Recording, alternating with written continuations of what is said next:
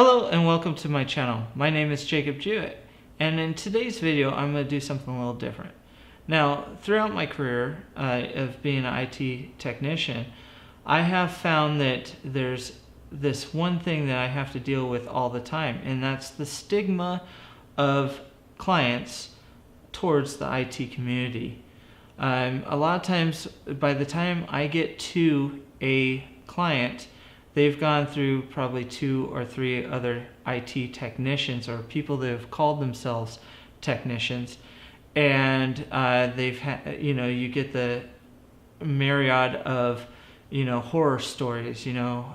Joe came in and he worked on my computer and he said it was fixed and he left, and as soon as he left I had the same problem I had before.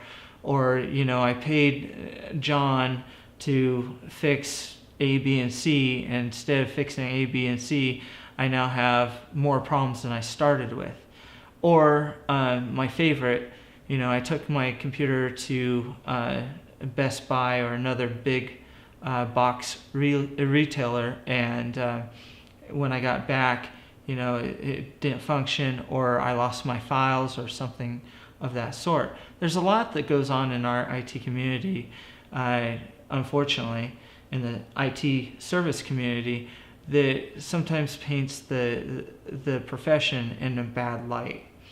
Now, one of the ways I would describe this to my students, I would provide them with a visual representation of what is out there, because there is a lot in relation to people not liking technicians. They think we're cocky, they think that we're unpersonable, they think a whole bunch about our industry that is unfortunately true in some instances, but there's people like myself and hopefully people like you that want to change that aspect of it, and you want to show that there are truly people out there that want to help them and get them in the right track.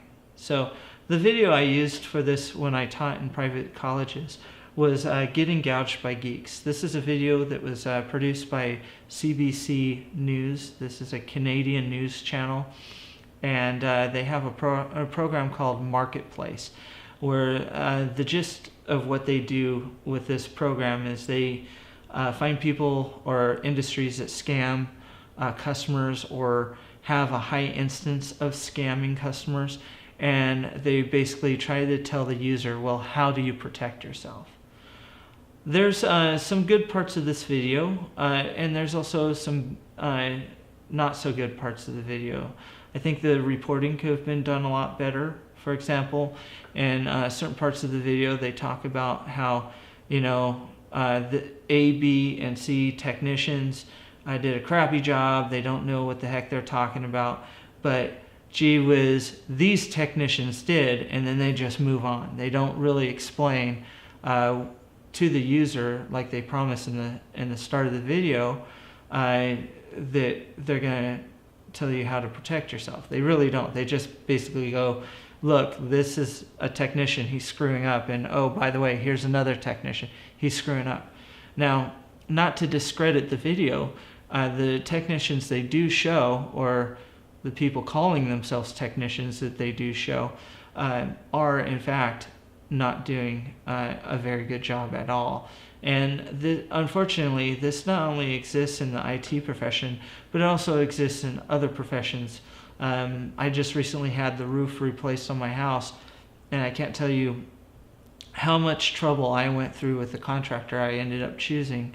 I made a bunch of promises up front, and then I basically had to stay on his ass throughout the whole project to actually get what I paid for. And unfortunately, the end result of that was that I got my roof, but I will no longer do business with that contractor, and I will not suggest him to other people. And herein lies our big problem here. If you don't know what you're doing as a technician, and you don't admit that to the user, for example, if you go into a customer's house and they're asking you to do work on a piece of software that you've never seen and never touched before, there's basically 2 things that you can do. Number one, or well, probably three things that you could do. But number one, you can say, oh yeah, I know how to fix that, sit down and mess with it and eventually break it, or get lucky and actually fix it. Or you can tell them, oh no, I don't know that, and move on and charge them and go out the door. Or you can learn the software and just be honest with them. Sometimes a client just wants you to be honest and tell them, you know, hey, I don't know that, but you know what, you give me a little bit of time, I will know that, and I will find a solution for you. Because basically a client, all they're wanting to do is take the burden from on their shoulders and put them onto someone else's. You know, they don't know what the computer does. They don't know how the hard drive interacts with the RAM, and how the processor accesses, you know, interrupts and stuff like that, and communicates with cards in the computer.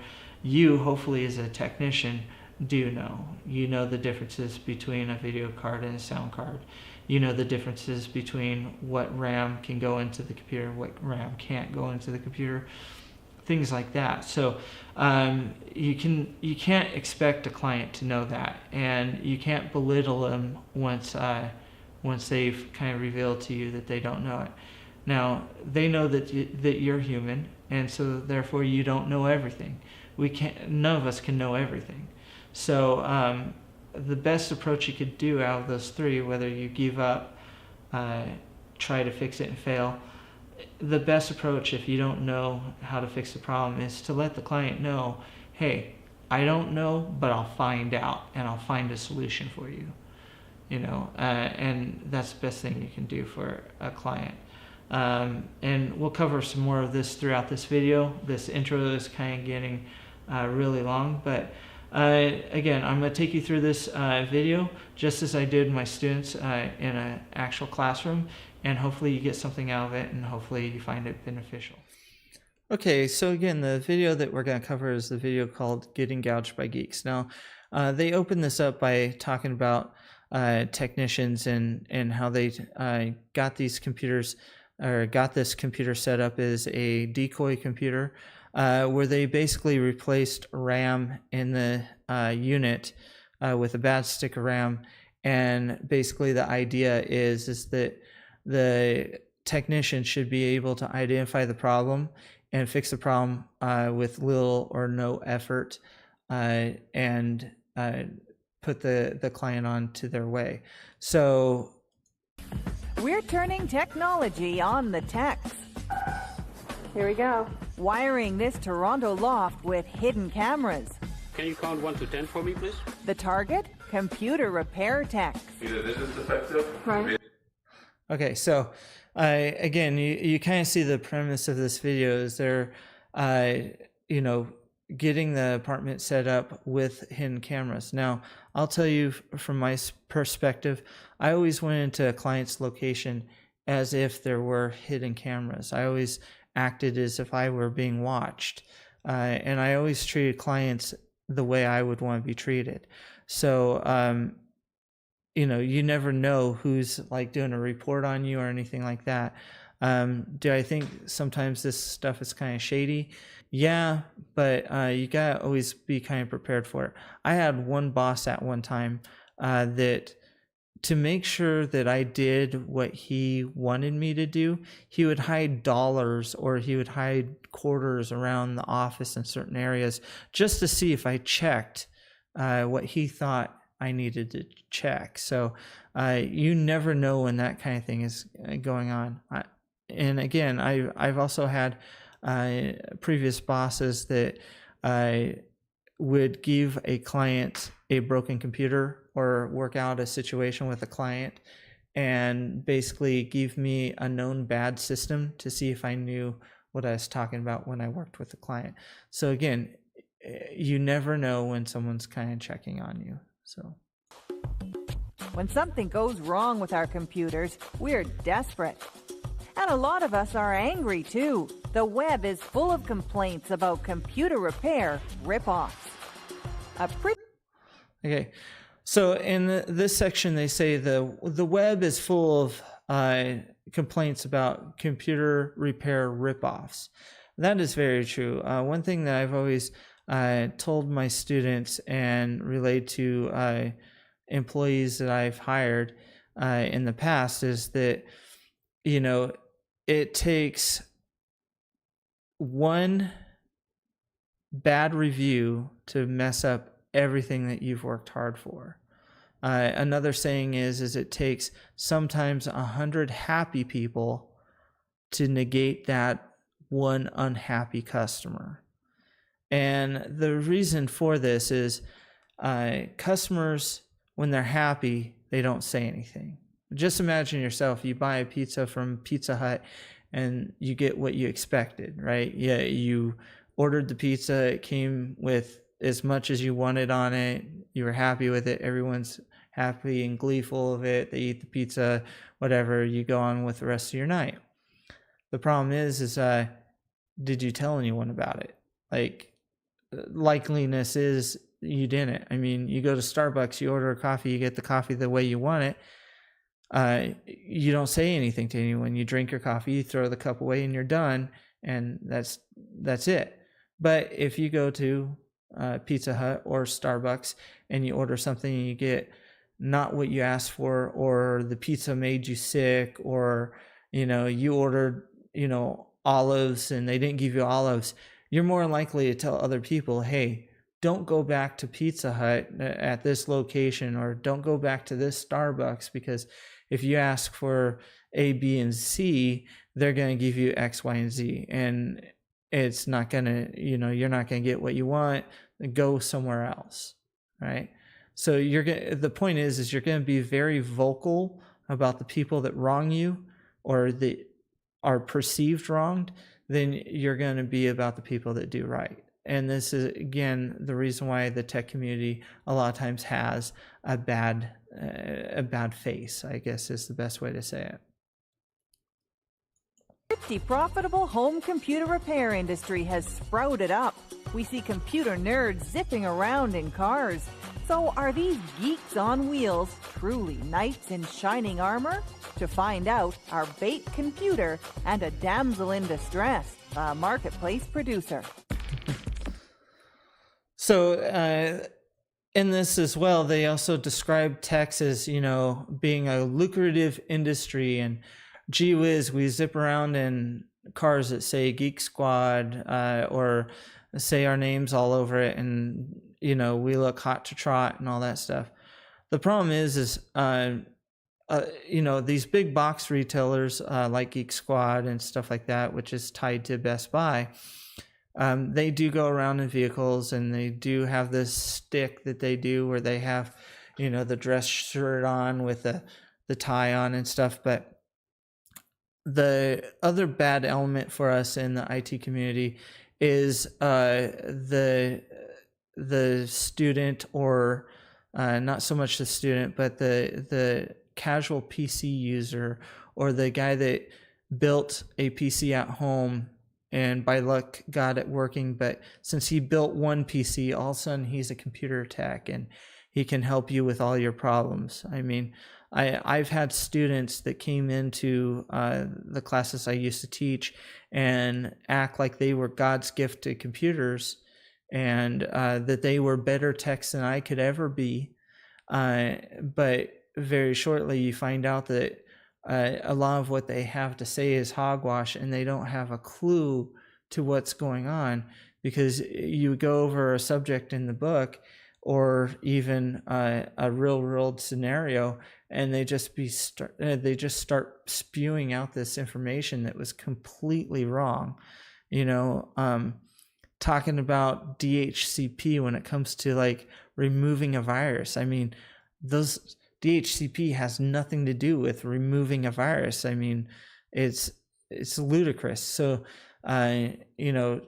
it's very important that as you come up as a technician, that you study and the information to the best of your ability. And again, like I said in the beginning of the video, if you don't know something, don't be afraid to say you don't know it. Your job is to figure it out. But again, there's nothing bad about saying you don't know something, as long as you're willing to learn and willing to go through what you need to to find the solution, your customer's not going to get mad at you for that. Or maybe speaking to the computer in its own language? Strangely, the techs can't seem to agree on what's gone wrong. Motherboard is dead. If something happened to the video, is not on the motherboard. The thing. Okay, so I have to divulge one thing to start with here, is a lot of times when I'm working on a computer, I've done this in front of clients. I won't beep at the computer, but sometimes in my thought process when I'm working on something, I'll somewhat talk to the computer. I know a lot of techs that do this, and it's more for comedic effect than it actually is for, finding a solution to the problem. Sometimes it endures you to the customer. Of course, you got to do this sparingly and know your customer. But in this clip, they basically describe that, that every tech has a different way of looking at a situation and or coming up with their solution. And that's kind of a problem, because if you study A+ certification, there's a clear process in doing troubleshooting and how and what steps you take for troubleshooting. For example, some of the people in this video, they show the technician going in and just going at the computer, not even turning on the computer, just like taking the computer apart and coming up with some kind of suggestion as to what they think is wrong. Had they followed the proper troubleshooting process, they would have come to a conclusion very quickly, because the computer has a way of telling you what's wrong with it. There's many different ways. I say there's many different ways, but there's very telltale signs right up front. Number one, for a bad memory stick, typically you will get a display on the screen of the computer, and it will tell you that it's got bad memory or memory test failed. There's also what's called BIOS beep codes that will also run. If the computer doesn't turn on at all, one of the things that you might do is remove one RAM stick. And it's usually the first step you take is you remove one RAM stick and see if the computer boots up. If it doesn't boot up, you put that stick back in, and of course with the PC off, you put that stick back in and you take the other stick out, see if it boots up, and then usually sometimes you'll take a multimeter and you'll test the power supply, see if it's putting out proper power and things like that. All stuff you learn through the A+ course, whether you're watching my videos or you're watching someone else's videos, or you've taken an actual brick and mortar class where you sit down and you actually learn that stuff. Had most of these technicians gone through some kind of course, they would have learned the basic troubleshooting techniques. So that, I will tell you that even though I've seen this video before, the last technician said the RAM is bad. He is correct, but they also try to basically discredit him later on in the video, and I'll tell you kind of where they messed up, because they're completely wrong in their assessment of how he messed up. So The thing is, we know what's wrong with this desktop. We brought it to a team of computer wizards: Steve Gazzo, Tanya Gonzalez, and Chris Shaw. They teach I love how every video that I've ever seen where they try to discredit technicians or someone working in the profession, they always say, we brought it to the computer wizards, and and they did this and that. Well, no technician is exactly a wizard, and no technician knows everything. And you're kind of on the upper hand when you know exactly what the problem is. Like, you created the problem. You're always going to be on the upper hand. The company I currently work for, when we have a new employee start, they will sabotage that person's computer, and that's usually like their first test. Come in and your computer's in pieces, the wire's disconnected. I've seen them put unopened sugar packets throughout the computer, stuff like that. Things, just stupid things to test the technician. And sometimes, we've all been guilty one time or another of criticizing another tech or their process that they take. Unfortunately, most techs out there don't follow proper troubleshooting technique, and a lot of times they'll just get put off on the right path, or get put off on the wrong path to start with. So again, it's all about following that troubleshooting technique. Right now, the only thing that is wrong with this system is that one RAM module that we installed. A simple problem, a broken RAM part, should cost about $25 to replace. Okay, this is a bit misleading, especially to a viewer that may not be a technician, but someone that just likes a series of, the CBC News or something like that, or they're trying to look up like crooked technicians. This can be a bit misleading because at the time that they made this episode in 2007, RAM wasn't $25, and it completely depends on what kind of RAM it is. I mean, depending on the size, it could have cost anywhere from like $35 to $75, sometimes higher depending on the RAM, whether it has if it's ECC or non-ECC, depending on if it's a Dell computer RAM. There was a period of time where Dell, and they still sometimes do this, where Dell computer RAM, they'll put an extra notch in it, or they'll get it certified just for Dell. That typically can be a little bit more expensive too. So this is kind of laughable sometimes, where they tell you what estimated cost is. So the cost of the part is one thing, but there's also the cost of the service. Yeah, the motherboard. A what? Motherboard is dead. This is a motherboard. Okay, this sounds serious. It is. You have to replace this entire thing here.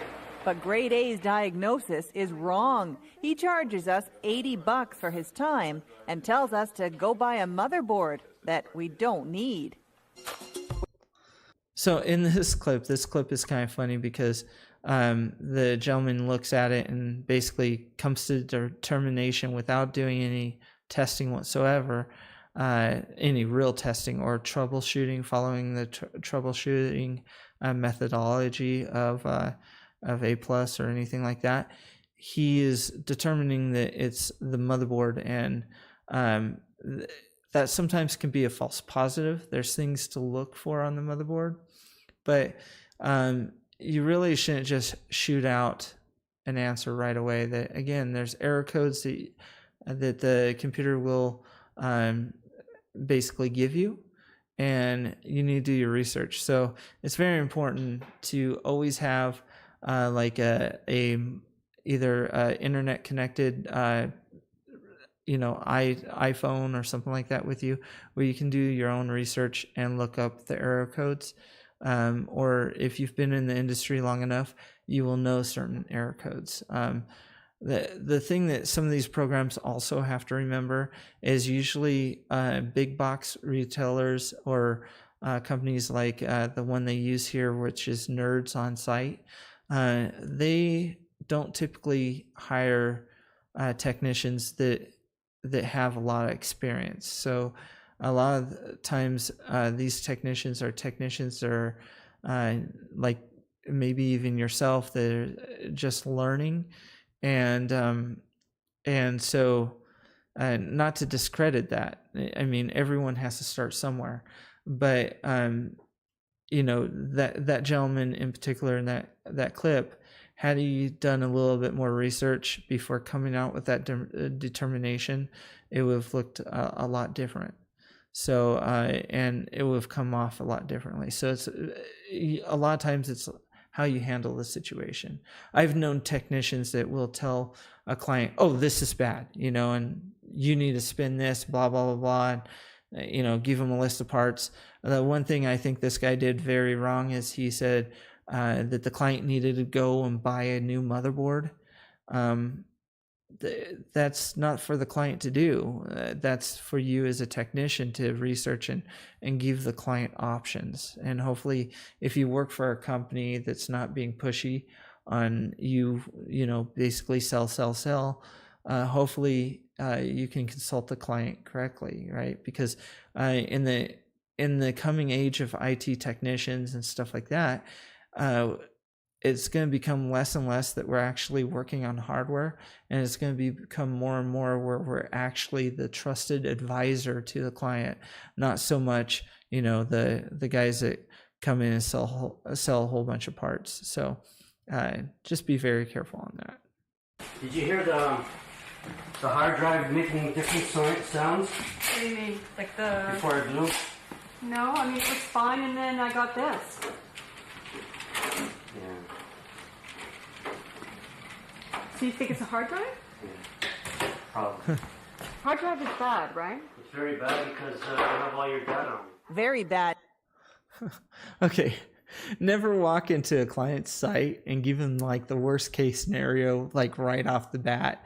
Not only that, this guy made many mistakes as he talked to the supposed client, or in this case, the bait client. When he got in, he didn't ask any diagnostic questions of the client, really. He first came in, he made a statement. He said, "Did you hear sounds from the hard drive before it died?" Now, older hard drives were very physical in nature, being that they had a reader head inside that would go back and forth, and the older computers, being that they weren't meant to dampen the sound so much, would a lot of times you could hear the computer boot up, and you can also hear the hard drive inside working, especially when it was getting hit for a lot of information. So it would do this thing where it would just make a lot of noise. Not always bad noise. I mean, there's different hard drive noises that you can hear. Something I used to hear in the past with a physical hard drive is a high squeal sound, like a high pitched squeal, and there was times where I could walk into a client's location, and as walking into the client's location, I could hear that high pitched sound, and before the client said anything, I could say, "You got a hard drive going bad." And they would ask, like, "How do you know that?" And I'll say, "Well, I can hear the high pitched squeal of the hard drive." And that I know that I didn't ask you any questions yet, but we'll get to that. But I'm telling you that hard drive is close to being out, and I was right. Unfortunately, in the newer hard drives, even the physical ones, you don't hear that high pitched squeal anymore. So it's not really that much of a diagnostic tool any longer. There are diagnostic tools that you can use, like if you're on a Dell computer. Dell has diagnostic tools that will literally test the hard drive and everything and tell you if the hard drive's having an issue or what have you. But then you got the newer computers that don't have physical hard drives in them. Well, they got a physical hard drive. When I talk about physical hard drive, I'm talking about something that the older hard drives had spinning plates in them, and they also had a reader head that went back and forth. So you have solid state hard drives that have no moving parts in them. So you can't just go in and ask the client, "Hey, did you hear the hard drive do this?" Because in a solid state hard drive, you won't hear a dang thing. You won't hear it do anything. So that's not really a diagnostic step.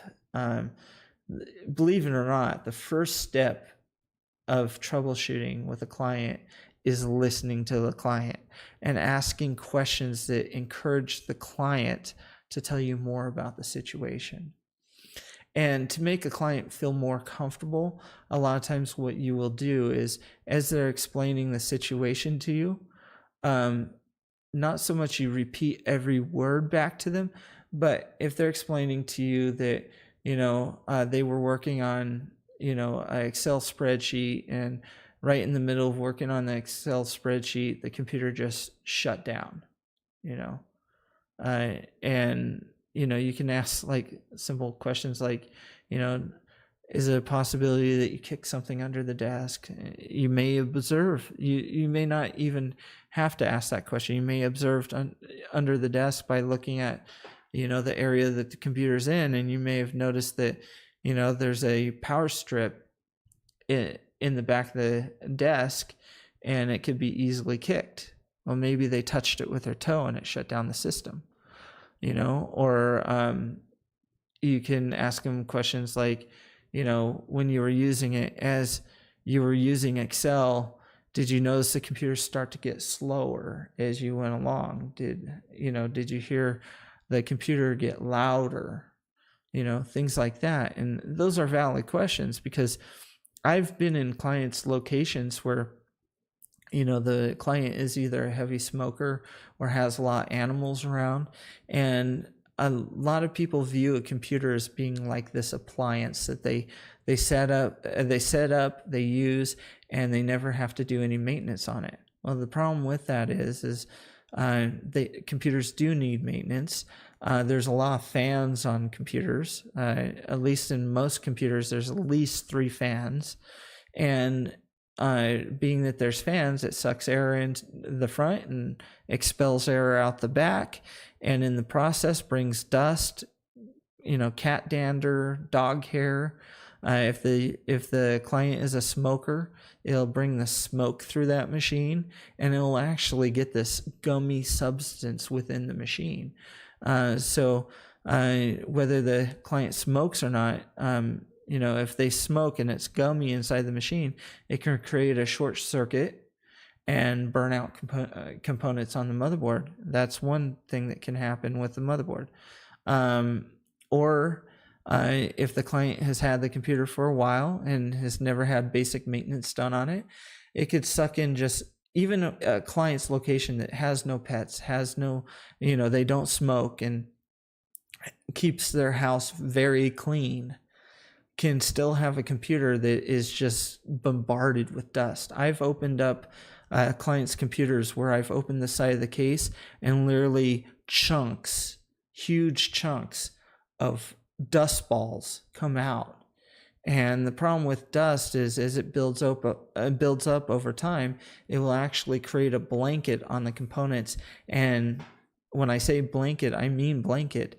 You put a blanket over you in bed, what does it do? It heats you up. Same thing with the computer. It will create basically heat pockets within the computer and can eventually overheat components. And sometimes the computer will tell you that it's overheating by either shutting off automatically by itself without warning, or displaying some kind of error code, or eventually sometimes it'll just quit and it'll actually burn out. I've had client computers actually start fire.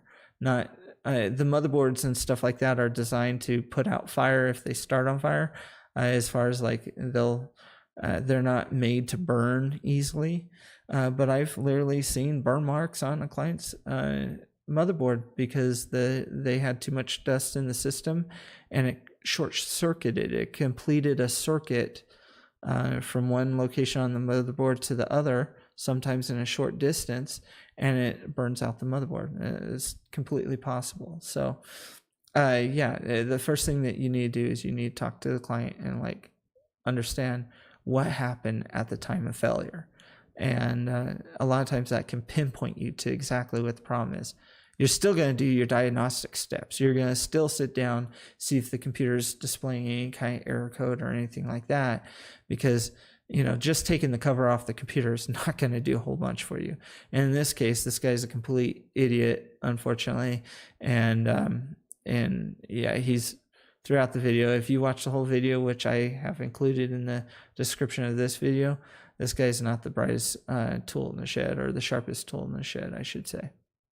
But watch what happens when one of their geek-mobiles pays a visit to our loft. My professional advice is the motherboard, meaning you have to have it taken in and You have to replace the motherboard. Okay.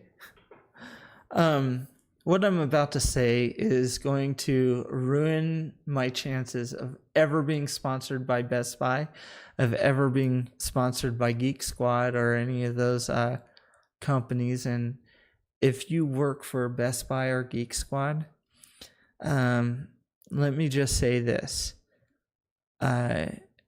Use it as an experience of what not to do as an IT professional. Use it as a learning experience, and you can't knock it. It is a job, so therefore, I'm not saying quit your job. But any technician I've hired after they've worked for Geek Squad or Best Buy, when I say Geek Squad, I mean Best Buy, and there's a couple other companies. Any technician I've ever hired with that on their resume has been tested extensively, because Geek Squad, the company, not the technicians directly, is a special breed. All you have to do is a quick search on YouTube or Google or anything like that, and you'll see very quickly it's not the place to take your computer to. And unfortunately, they prey on their customers. They'll tell you no, they don't. They're trying to provide a service, but when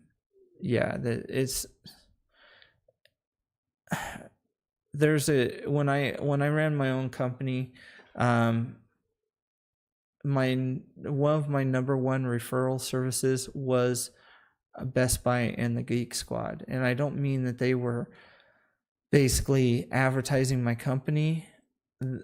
Just the bad service was the referral I needed, because a lot of times I would come in after Geek Squad or after Best Buy and fix a problem that they said would take so much money, and it took me literally 15 minutes to fix. So and I think that's, I can't say for sure, but I kind of think that that's by design. I don't want to discredit any technician that works for them, that is just trying to get by and feed his family. He or her family. But just if you got that on your resume, make sure you study up really well, because I'm not the only one that feels this way. And since I'm not the only one that feels this way, if you do have Best Buy on your resume, or the Geek Squad for that matter on your resume, just know that you're gonna probably end up having to improve yourself. And it's just like going to a bad college that got a bad name. They're gonna look at your degree and go, really, and they're gonna test you. So be prepared for that. Nothing wrong with working there. Just please be one of the good ones and not one of the bad ones. So anyway, again, probably just ruined myself there, but I don't care. I'm not making money on this channel. I'm just doing it to help people out. Out of 10 techs we call in, only these 3 can figure out what the problem is. I love it. They say out of the 10 techs that we called out, only these 3 were able to find out what the problem was. And then they leave it at that. They don't say what the technician did to solve the problem, how great they were. No. Let's focus on how bad the tech community is. Let's not focus on the good people in it, because there are a lot of good people in the tech community. And I firmly believe that when people get into tech, they start off with good intentions, and depending on who they work for or what company they work for, sometimes they get soiled by it, because a lot of times as a technician, especially as a technician that goes and does home service calls or works a counter at a repair shop, a lot of times you are told to upsell, and you're told to upsell because obviously the company you work for is in it to make money. You can listen to all the people you want, but no one gets into business not to make money. It's definitely something that they're trying to do. So the upsell is definitely a thing, and just don't get caught up in that too much. I mean, make sure whatever upsell, if you're encouraged to do an upsell, make sure that the upsell is right for the client, and not just because you're trying to get on the good graces of your employer. It might sound bad, but I strongly believe that the only thing we have as technicians is our integrity. Integrity is the one thing that no one can really take from us. The only person that can ruin your integrity is you. And sometimes it can be ruined by an employer. And I've found that if I feel that I work for an employer that is not integrity, have their own integrity, and I feel that they're going to ruin my integrity, I will find a way to get away from that employer as fast as I can. I mean, not saying quit your job and go homeless, but I'll start floating my resume very quickly and trying to find a different job very quickly, rather than stay with an employer that's going to ruin my integrity as a technician or as a human being. So I had employees that I also wanted to upsell, but it came with very strict guidelines of don't cheat the client, and don't sell the client something they don't need. If it's something they need and you have the opportunity to make the sale, but do it in their best interest, not in your own. Components inside of a computer. They'll bring it in, this like it doesn't turn on anymore, or like I can't log into Windows anymore, or it's getting this error message. They don't know what's causing it. You get a lot of blank expressions. They'd bring the computer and they'd have kind of no idea what it is. I even had one lady actually bring the monitor because she thought that was the computer. Now, this what they state is very true. 99.9%.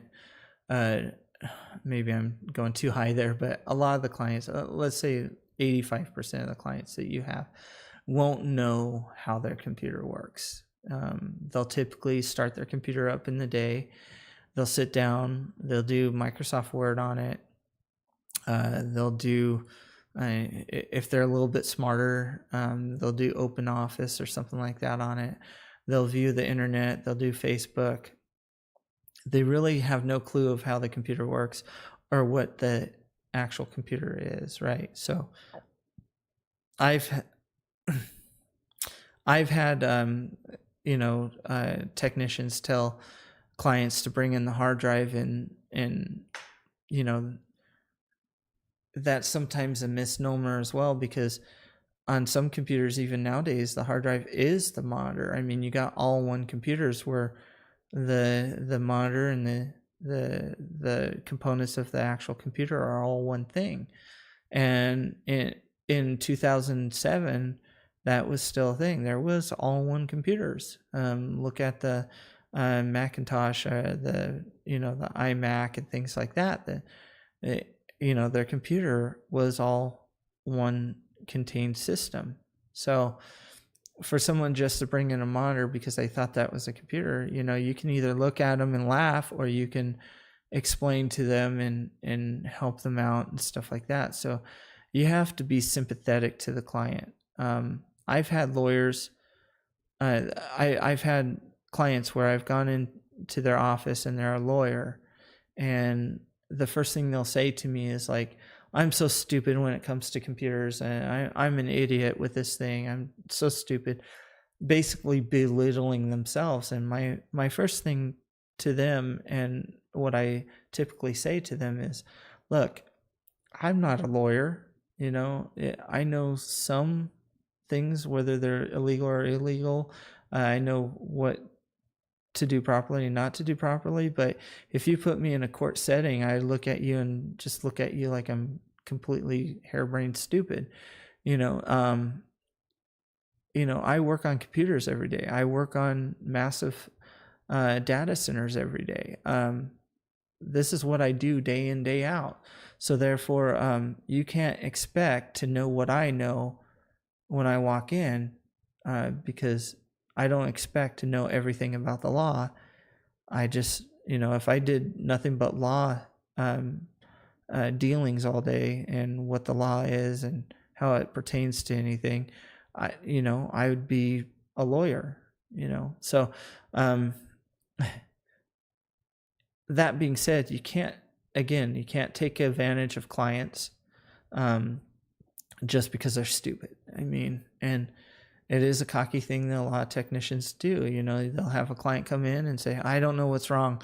I was doing this and, this happened and fix it, and the technician will look at the other technician and shake their head, or maybe after the client leaves, they'll talk crap about the client. And the problem is if you talk crap about a client behind the client's back, especially when you can't expect them to know certain things, it does seep over into your relationship with the client.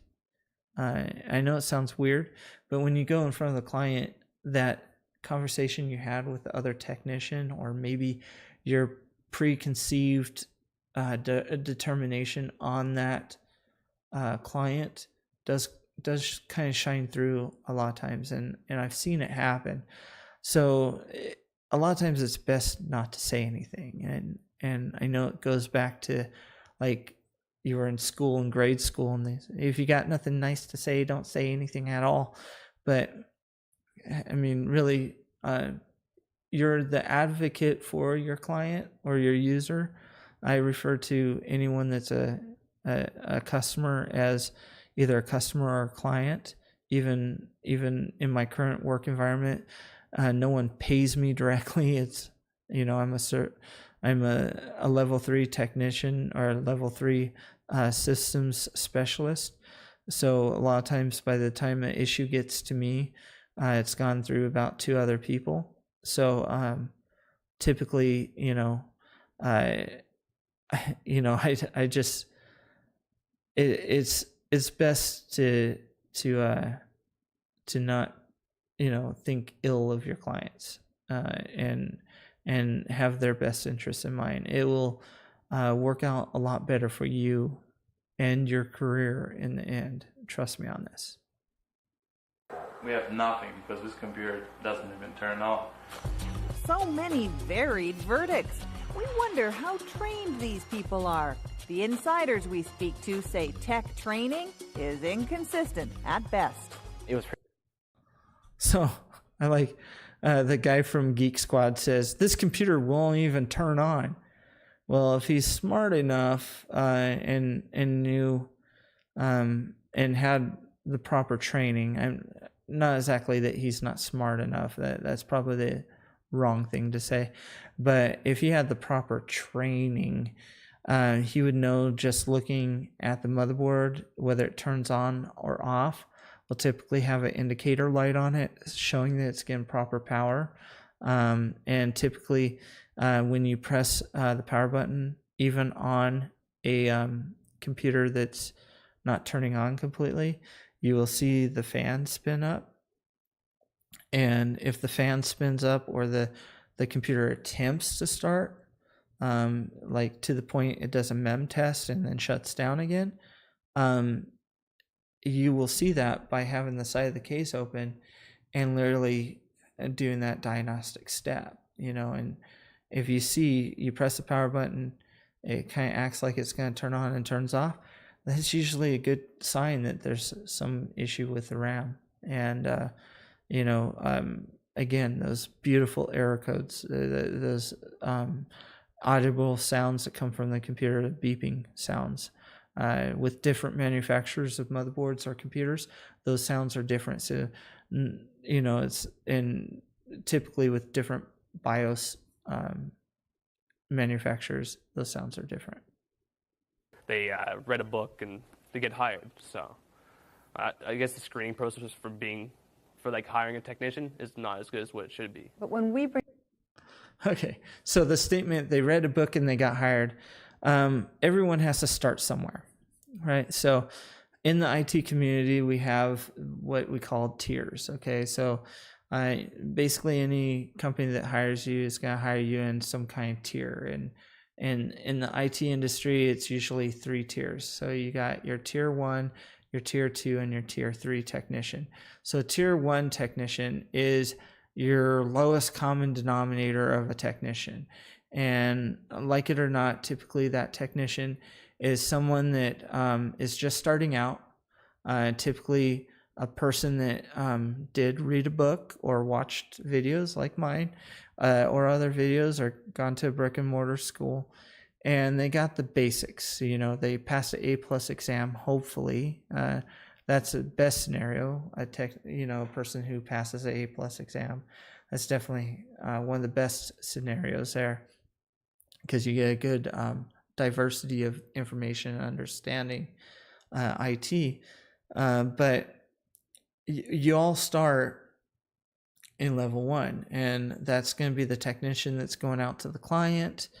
Sometimes the level 2 technician is the technician that goes out to the client. Usually level 1 and level 2 are those technicians that head out to clients and help clients, or answer the phone if there's like a support call. Usually your tech level 1 is the guy that answers the call, listens to the client describe their situation, and takes notes and creates the initial ticket for the call. Hopefully that's the case, because that frontline technician is the person that we want to do the basic diagnostics, like the very basic, like what's wrong, and if they hear something that they've heard before and know the knowledge behind it, maybe they can fix it. But we also give those technicians, those level 1 technicians, a cell phone, or we help them pay for their cell phone, depending on the company. But usually most companies pay for your cell phone, so that you can call if at any time that you have a question. No one's going to put you down about calling another peer within your own company, or sometimes if you have a peer group, calling other peers and describing the situation to them and figuring it out with them. So calling a level 2 or a level 3 tech.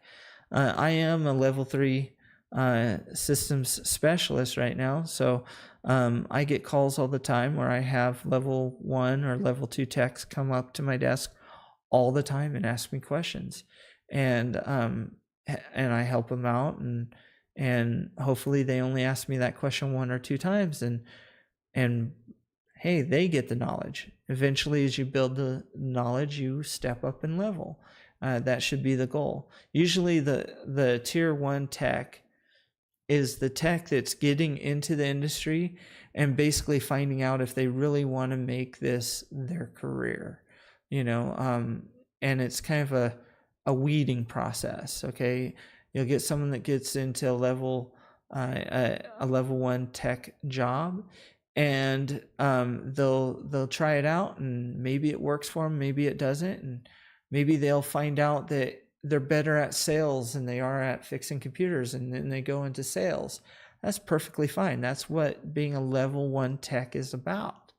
Usually your level 2 tech is a tech that will go to the next step, and that next step is overseeing level 1 techs and helping level 1 techs build up to be a level 2, and so on and so forth. So there is a tier process. So what they're saying in this part of the video can be construed as like, hey, we called Best Buy, we called this company or that company, or even a local repair shop, and they sent out this tech, and we expected them to be experts.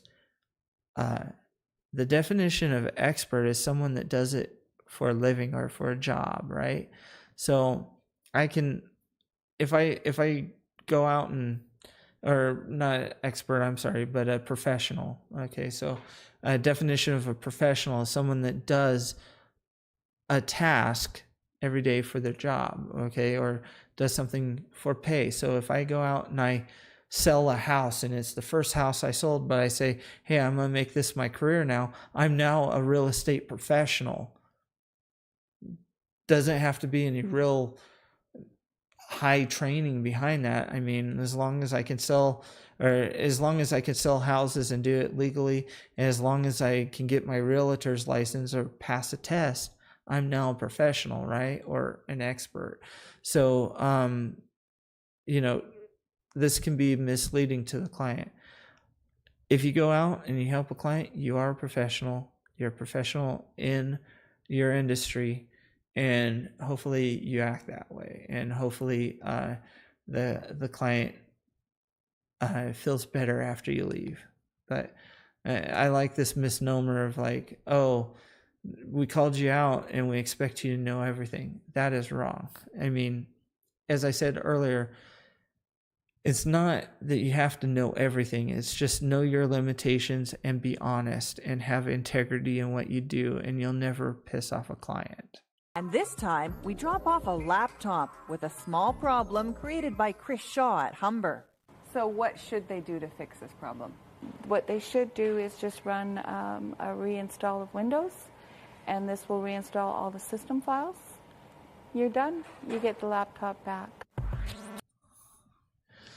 Again, so it's always easy when you know exactly what the problem is, and any problem is easy when you create the problem and you know the solution.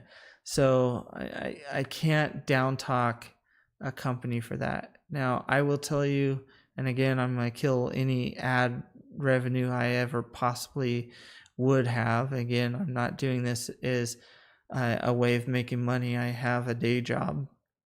I do this again to help people out, so I don't fear saying what I'm about to say. But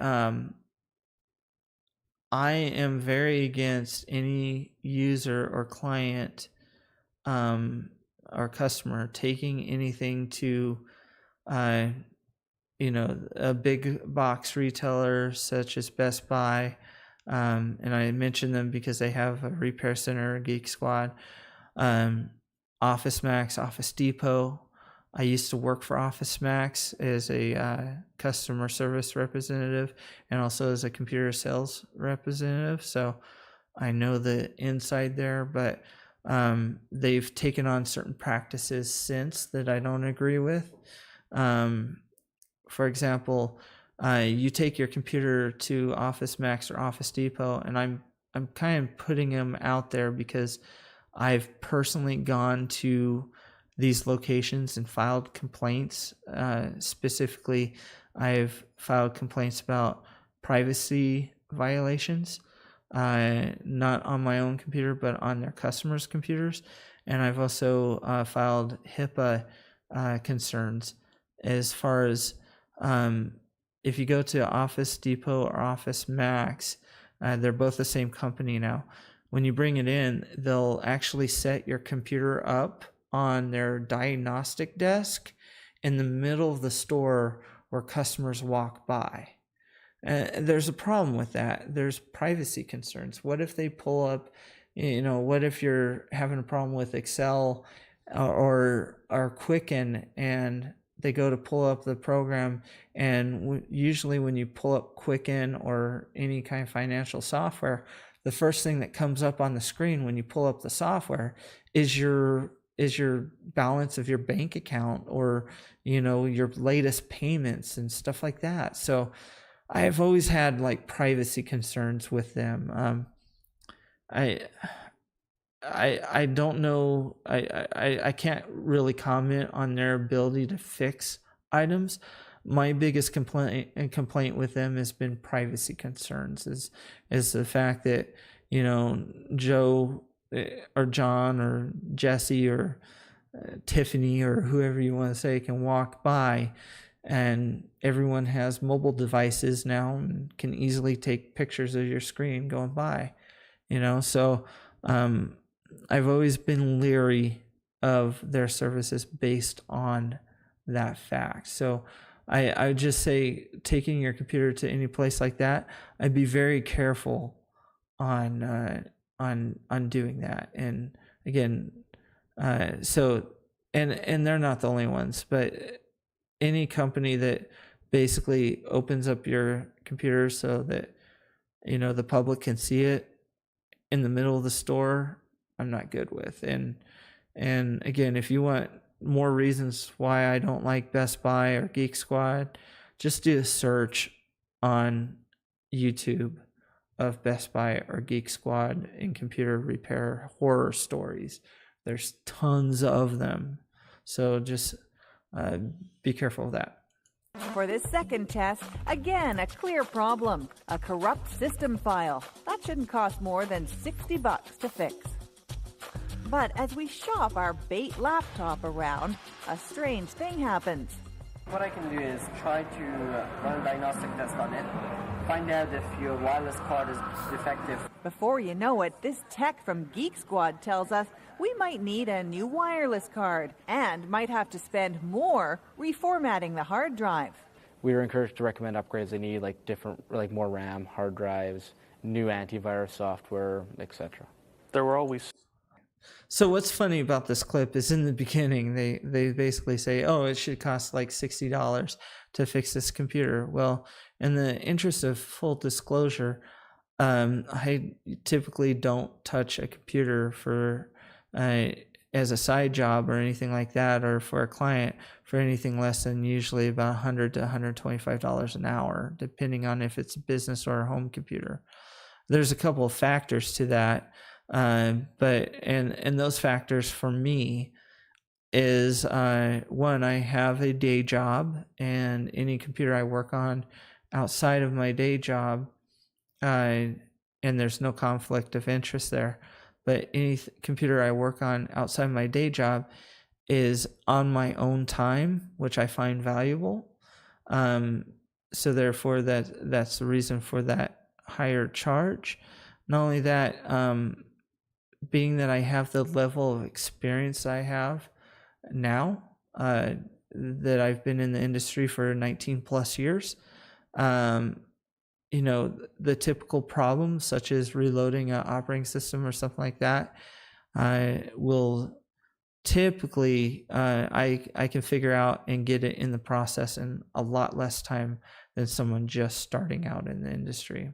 So the way I preference it is typically I can fix an issue in an hour that would take another person usually about 3 hours to do. And that sounds a little cocky to say, and I don't mean it that way. Basically, I've done enough work in the industry, again, 19 years, that I know what to look for and I know how to handle it. And typically what I'll do as well is I'll give my client a choice. If I'm at their house and I notice their computer needs a complete rebuild, as far as like it got attacked by a virus and the virus was so bad that it, the only way to kind of recover it is to recover what files you can, check them, verify them, and reload the computer. Typically, I'll tell the client, hey, let me take your computer back to my office. Let me do it there, because if I can do it there, I can charge you a lot less money than if I stay here and do it now. If I stay here and do it now, I'm going to charge you for every hour I'm here. So, if it takes 5 hours, I'm going to charge you for 5 hours, because whether I'm sitting here and twiddling my thumbs while the computer does something, the only thing I can do is sit here and wait for your computer. So sometimes when I know something's going to take a while, I will tell the client, hey, let me take it into the office. Let me work on it, get it for you. Here's what I think it's going to cost. I'll even write it down on paper. And I will 9 times out of 10 stay to that quote. As far as like, okay, I got to reload your computer. Instead of charging you $125 an hour, I'm going to charge you $150 to do it all and get it all done for you. So I'm going to reload your computer. I'm going to get your programs back on there, your files back on there. It's no problem. We'll take care of it, and I'll return your computer to you.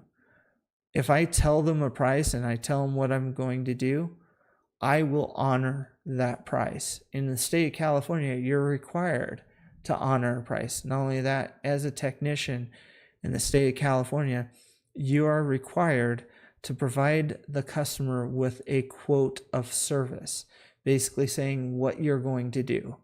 Now, if you do anything outside of that quote, you actually have to call the client and basically do a change order, or basically let the client know what you suggest and get verbal and sometimes signed authorization to make the change, because in the end, the more informative you can be with your client, the better. It's so important that you do that. So Sales targets, give the customer what. Okay, so I had to advance the clip a little bit there to remember what my next thought was going to be, but I spoke earlier about upsells and stuff like that. There's nothing wrong with the upsell, but again, Best Buy is going to upsell you because they have sales targets they have to hit. Okay, so the technician working at Best Buy or Geek Squad is going to sell you on more than what you need. Okay, just try to go to Best Buy and buy a computer from, or look at a computer. Before you can walk out that door with that computer, they're going to try to sell you antivirus. They're going to try to sell you Office. They're going to try to sell you a printer. They're going to try to sell you printer cables. Or they don't make a lot of money on the computer itself, so therefore they're going to try to upsell you. So Best Buy and Geek Squad is ridiculous in the fact that if they got to send your computer out, which, a little secret, they send their computer typically to UPS, where they have a repair house. At least Dell computers is set up that way. I don't know if it's still that way. That's how it used to be. But the other thing they'll do is they'll tell you that your computer needs to be backed up, and they'll charge you for that service. They'll charge you to back up your computer, and then basically say, we can't guarantee that your computer will still have the information on it when you get it back, because they may need to replace the hard drive. And since you didn't pay for, data transfer services, we can't guarantee that your information is still there. Protect yourself. You can either back it up yourself if you don't know it, or you can find a technician that is actually worth their beans. And me, for example, before I do anything on a client's computer, if I can boot it, and if it's going to take me extensive work, before I do anything, I back it up. And I back it up for the client's protection, and I back it up for my protection. I'll explain that a little bit further in the following clips. What you can get them, Old lady came in and she put her tower down in front of me, and it wasn't turning on. Went and looked inside. It was just a loose connector that had fallen out on the system board where everything plugs in. So I plugged it in, and I'm like, here you go, have a nice day. The manager goes, aren't you going to charge her? I'm like, no, it took 5 seconds. And she left, and then I got yelled at for a good half hour about why I should have charged her the, was it $49 or $50 diagnostic fee? For something that took you 5 seconds to do? Yeah. And why did he think you should charge that much? Because tech work all goes to the bottom line of the store. It's pretty much, in their opinion, free money. Okay, so I love the diagnostic fee. That's such a bull crap thing. A lot of customers, or not customers, a lot of tech shops, Best Buy is definitely famous for it, but a lot of tech shops will charge a diagnostic fee. When I owned my own business, I started off not charging a diagnostic fee, and basically what I did was I ended up charging one, but how I worked it was, okay, there is a diagnostic fee if you want me to tell you what the problem of the computer is and you decide to take it somewhere else. Okay, so if I, as a technician, go through the work of finding out what the issue is on your computer, if you stay with me, if I do the work on your computer, I will discount you that diagnostic fee, basically roll it into the actual charge to fix a computer. Not saying that I would like I charge $50 for a diagnostic fee, and that diagnostic fee, I'm going to add it to the repair charge. So the repair charge would have cost you $100, but since I did the diagnostic too, I'm going to make it $150. No, I would literally wipe out the diagnostic fee, the time I spent diagnosing the computer, and I would just charge them for the repair. Okay. And that's in the case of like being a repair shop. That's how I worked. Some people charge for a diagnostic fee. That's fine. But you know, a lot of times there's a lot to be said for getting that client that calls you up and has an issue. You walk in the door, or they walk into your business, and you take care of you take care of their problem in like 5 minutes. It's like an easy fix. For example, you get a computer and it's a loose cable like they describe in this video, and he just plugs it in, it's all good. Customer goes on their way. The store may look at that as a loss of $50 for that easy money. Best Buy, Geek Squad, Office Max, these other companies, right? They're in it for the bottom dollar. They only work on computers because it's a cash cow. Which I find funny because it's not really as big of a cash cow as they say.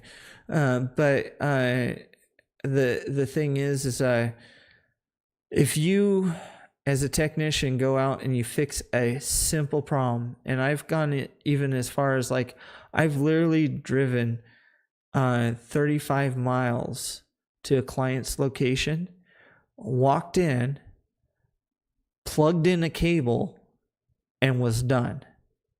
Okay. Now I told you earlier in an earlier clip that I charge $100 to $125 an hour for my services. In that case, I charged that client gas. I was like, hey, he asked me like, hey, how much do I owe you? I know it was quick, but you had to drive all the way out here. And I said, well, what's the cost of gas right now? Give me like $15-20, It may sound like I'm giving him some special deal, but really an issue that took 5 minutes, you know what I just did by just charging that client $20-25 or whatever. Next time that client really has a problem, or the customer really has an issue, who are they going to call? They're not going to call the Ghostbusters. They're going to probably call me, because they had a great experience with me in the past, because I came in, I took care of the problem, and if I really want the client's service in the future, I may just leave without being paid at all. Especially if it's like I'm on site for like 5 minutes, you'll get those calls.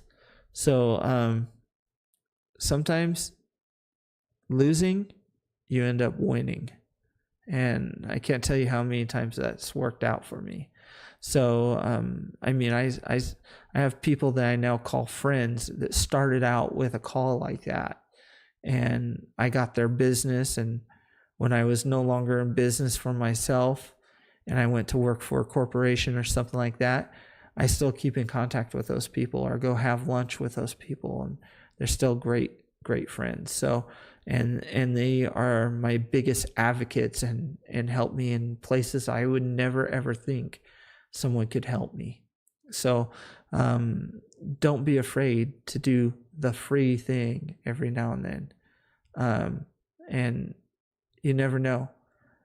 Remember earlier, I told you in an earlier clip that, bad word of mouth is hard to get over.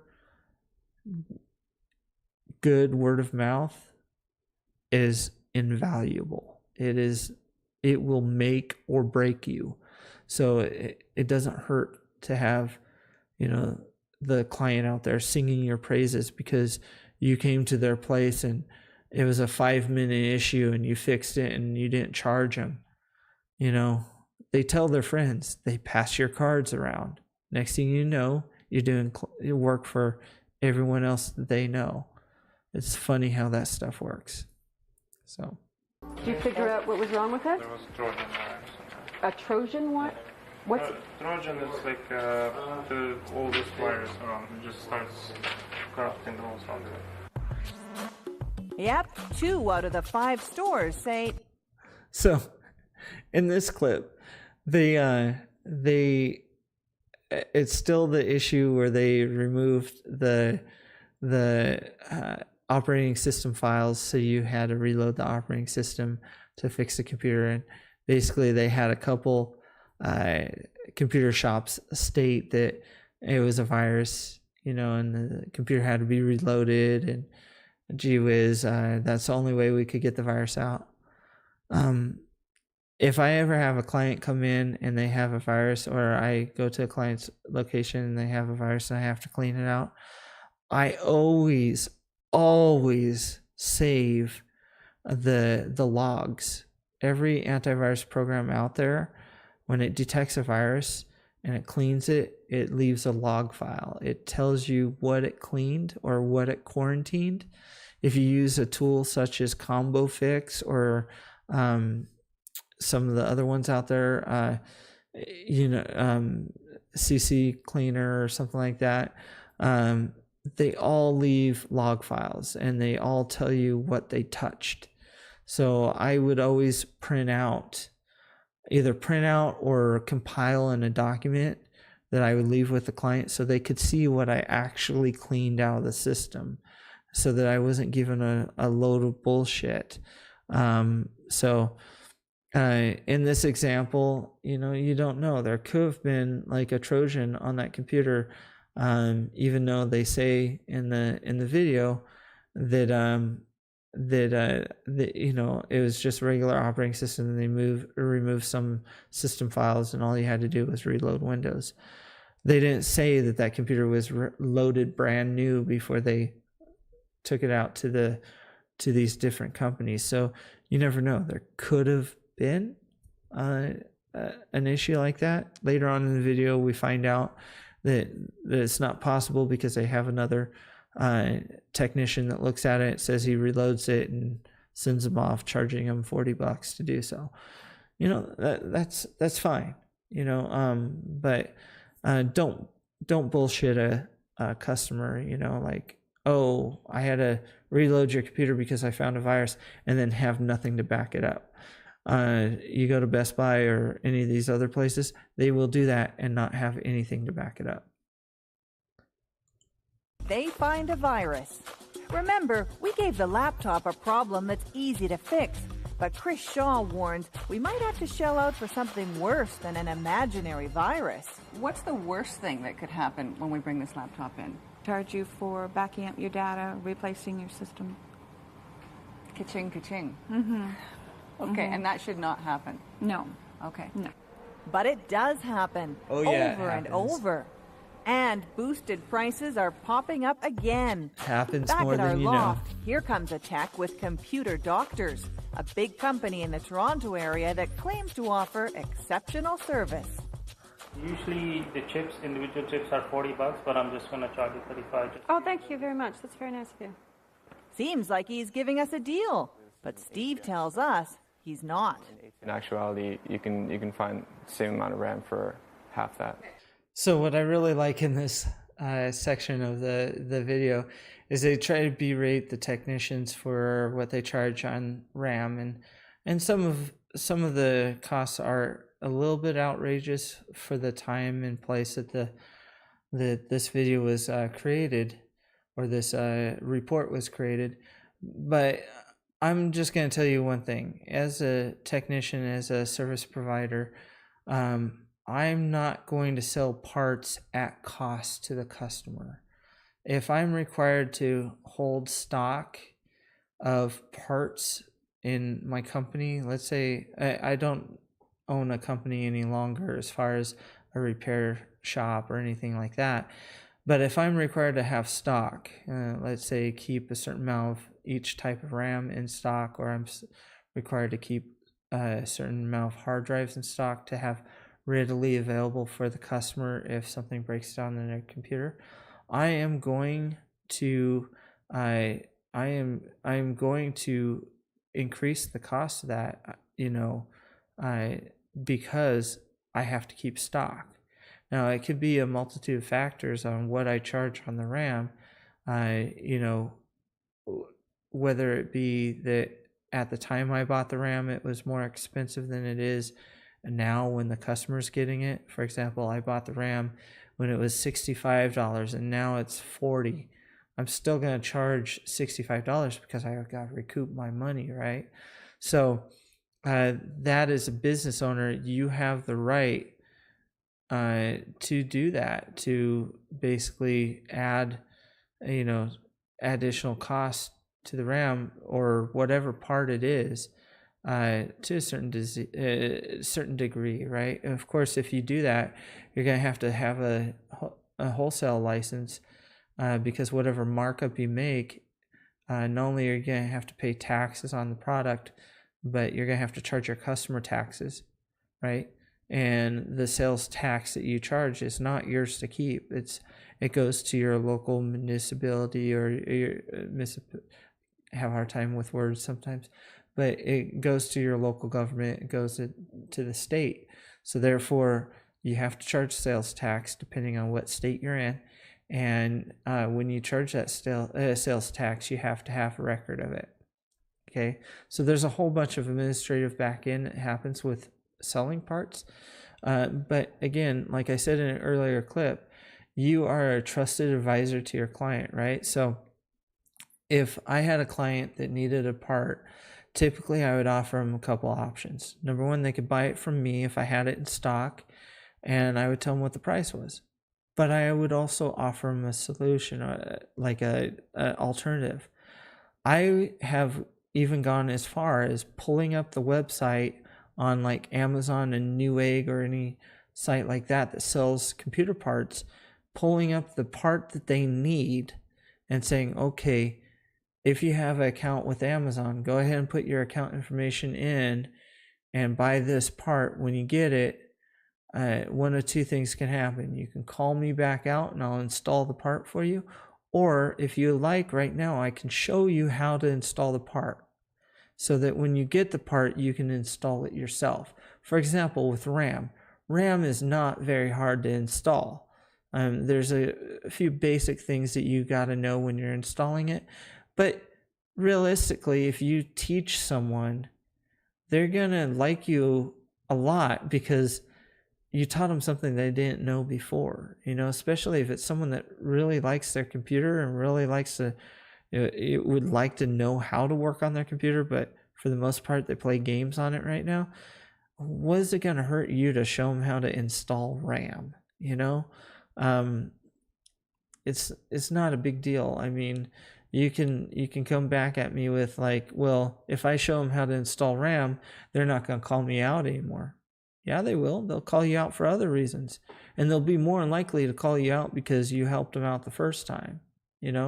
It's not about milking the customer for everything they got. It's not about milking the customer for, their income like crazy. It's about making a happy customer so you get more customers. It's about making, someone that's going to call you back, and the bad way to have people call you back is if they're calling you out for the same issue, or they're calling you out because you didn't fix the issue that they called you out for the first time. So I've never looked I've never looked at helping a customer learn something new as being a bad thing. It's always been a positive thing for me. You might get a different view from another technician, but if I was really worried about people learning how to do what I do and taking money from my pocket, I wouldn't be doing these videos. So now we've got a tech from Computer Doctor making a house call. He gets it right and fixes the problem, but he tells us to pay him cash under the table for the RAM part so his company doesn't know. I just don't write them on the invoice. Of course, with no written record, there's no guarantee if the parts we buy stop working. Okay, so this part of the video really rubs me the wrong way, and that is as I've stated earlier in the earlier clips, I've owned my own business. I've had other employees work for me, and one of the things I told my employees from the get-go, if you touch a computer while you work for me, it gets logged into our system. If I ever hear about you working on computers outside of what you do for me, I will fire you. And if it's for a client or for anyone that we do work for, I'll sue you. And I took a strong stance on this because here's the thing a lot of people don't understand, and maybe you as a technician or an upcoming technician won't understand. As a business owner, you may have technicians that work for you, and it's very easy as a technician to think, okay, I'm getting paid X amount of dollars. Let's say for in this example, I'm being paid $25 an hour, right? But my boss is billing me out at $100 an hour or $125 an hour, right? And so, and this has happened to me. This has been, I've had this thought process, well, gee whiz, if I go help this customer out, my boss won't know if instead of charging them $125, I charge them $75 and I just keep the money, like I take care of the task after hours or something like that. I make a little money on the side, blah, blah, blah, whatever, move on. What a lot of people don't understand, especially as a employee, is yes, your employer may be billing you out at $100 an hour or $125, and you may be only making $25 to $35 or whatever, and you feel like you're getting ripped off and they're putting the money in their pockets. What you don't understand as an employee or a starting out technician is that to have an employee, it costs you about 3 times as much as you're paying the employee to keep the employee. Okay, just for starters. That's in the best case scenario. Let's say you're 100% billable. You're able to bill that employee 100%. It costs you about 3 times what you're paying that employee to keep that employee. And you may be saying to me, well, that's hogwash. No, it's pretty much the truth. So you have to take in consideration that your employer not only has to pay your wage and withhold taxes from you on your pay, but whatever taxes they withhold from you, they have to match those taxes. Okay, that's why if you're self-employed, you pay double the tax of someone that is not self-employed, that works for someone else. Because basically as a self-employed person, you're not only paying the taxes that would be withheld for you to the employer for the government, but you're also paying the employer's portion of the taxes. Okay, because whatever you pay in taxes, your employer pays in taxes as well for you. Okay, not only that, they have to have workers' comp. They have to pay for that insurance. They have to pay for E&O, errors and omissions, if they're a legit place. They have to pay you for the times that you're not actually working. Okay, if you're not 100% billable, okay, there's time, and it's like this in any business, where you go to the office and you basically sit on your butt the whole time, whether you're studying or you're waiting for a call to come in, or, you work through your tickets for the day and you got nothing else, but the employer's paying you to be there in case someone calls. That time that they're not billing you out, they have to cover, right? So that they have to continue to pay you the $25 an hour, even though you're not making them any money at that hour that they're paying you the $25, right? So you have to take that into consideration.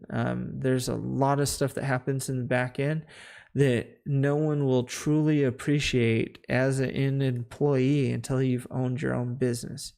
The best thing I ever did as an employee myself, to make myself a better employee, is to actually own my own business. I owned my own business for 2.5 years, did really well. But in 2008, when the bubble burst for the mortgage company, I had a lot of customers that were mortgage and lenders and title companies and a few other companies. But when that bubble in 2008 burst, all my clients stopped paying. And so I had to close down shop. And but I've been through that. I've literally been through the stress of having 5 employees and worried about whether I could afford to pay them so that they would have food on their table. So as again, you don't realize that until you actually own your own business. And fortunately for me, most, if not all of the employees I ever had still talk to me. So that's pretty good. That's a pretty good sign when your employees actually still consider you a good person. And even though your company failed, your employees still talk to you and like you. That's a good thing. So I know I went on a tangent, but again, doing side work while you're on the job or off the job is a conflict of interest. It's not good for you. Earlier in the earlier clip, I said integrity is everything in our industry, and that's the only thing you got for yourself is your integrity, and the only person that can mess it up is you.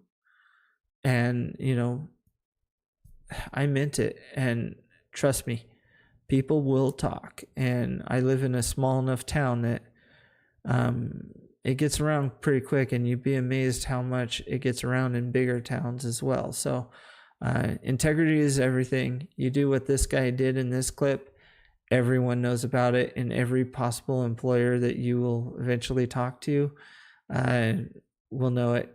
And it's a bad thing. So if you work for someone else, and if you're going to do side work, do something unrelated to what you do for your employer, because nothing but bad can come out of that. Nothing but bad. I've had a situation, and I'll leave on this. I've had a situation where I had an employee do a side job, and they went and did the side job representing themselves, taking care of the task that they sold the customer on, and since they went there with my shirt on and all that stuff, when it turned out to go sour, the customer called me and blamed me for what my ex-employee did on his own time. So it goes both ways. You got to be very careful about that stuff. And it just typically I took the stance, if I had a customer talk to my employee or ask my employee to come after hours and work on their stuff, and my employee did, if I found out about the fact that my employee went and worked after hours as a side job on a client that we had, or even a possible client that we never had, but they were doing computer work outside of the company when I was paying them to do the kind of work I was paying them to do, I would not only fire the employee, but I would fire the client, and I would also let other people in my area know that client was that kind of client, just because it just reflects badly on everyone. I mean, it's you're trying to feed people, and if you're an honest business person, you're not only trying to feed people, you're trying to do right by people, and people doing wrong by you is not good. It may, to some people, be considered being a snitch, but I mean, business is business, and anyway. Who doesn't want to make more money? You tell me. Another tech who also Who doesn't detects want to the lose their problems job? correctly You tell me. also gives us this techie from Geek Squad doesn't spend much time trying to solve our computer conundrum, 9 minutes, then spends 20 minutes showing us new computers his company happens to sell. My professional advice would be buy a new computer and have data transferred from this drives to a new one. I got the feeling that he was... So, I like that. My professional advice is to buy a new computer. Yeah, and Jewett is, buy a computer that my company sells. Best Buy, not Newegg, but Best Buy and Geek Squad. They're very famous for that. Again, the upsell. Buying a new computer to solve a problem is not always the answer. I had a tendency, I will admit this, when I first started out as a technician, to go into a client's location, see that they were working with an old computer, and basically try to sell them a new computer like right off the bat. Like, oh, that's your problem is that's old and you need to update it. But all that shows is that you're not willing to learn your client and understand your client. I once had an employer, and they weren't my employer for very long after. But I once had an employer find out that his client's wife was about to have a birthday, and the client wanted to buy his wife a new laptop. And so this employer, who I worked for, I was the IT manager for this employer. And he basically said to me, find the biggest, baddest system out there for her because we want to make client happy, right? And I told my boss at that time, I said, look, this is the wrong solution for her. All she does is get on the internet. All she does is use Publisher to put pictures together for cards and send them out to her family or to her grandchildren and stuff like that. She does not need a $4,000 computer. Basically, it was a gaming laptop at the time. It was like incredibly expensive laptop. And my boss said, no, I want you to give him, a quote for a good computer. So I said, okay, well, I'll do a compromise. What I'll do is I'll do 3 quotes. I'll do a low-end quote, a mid-range, and a high-end. And my boss required that I show him these quotes before I actually gave them over to the client. Well, he shot down both the low and mid-range system and told me to sell the client for his wife the high-range system. So I went to the client's location and showed him the computer and basically tried to say not so many words. I thought it was overbuilt, but he agreed to buy it, and I knew it was going to be a bad situation, but I put a happy face on and did what I had to do to make my boss and the client happy. We get the laptop, overbuilt laptop, and I take it to the client's location or to the client's house for his wife, and immediately I knew it was going to be a bad deal. I just knew it because I walked in and the first words out of the lady's mouth was, this is too much for me. This is too big of a system for me. And I had to keep my mouth shut because my boss wanted me to install said computer. So I installed the computer. I stayed with her for about an hour, a little bit more than an hour, walked her through the whole computer. The whole time she was saying, this is too much for me. This is too much for me. I leave the location. I'm not even down the street, and she had already called my boss complaining about me because I sold them a computer that was too much for them.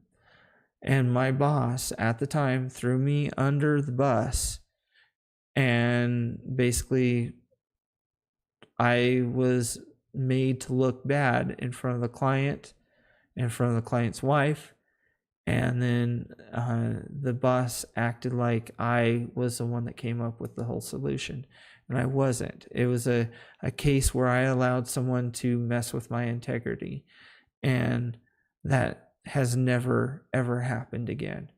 So learn to read your clients, learn to understand what they have and what they need.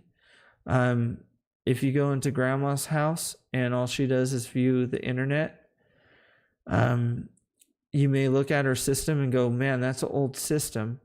And you may have a reason for getting them a new system. For example, if this day and age they're using Windows XP, Windows XP is no longer supported by Microsoft at all as far as security or anything like that. So being said, you would definitely want to see if the current hardware that they have supports the newer operating system, and if it doesn't, then you would definitely want to suggest a new system to them, but have reasoning behind it, not just, oh, you need a new computer.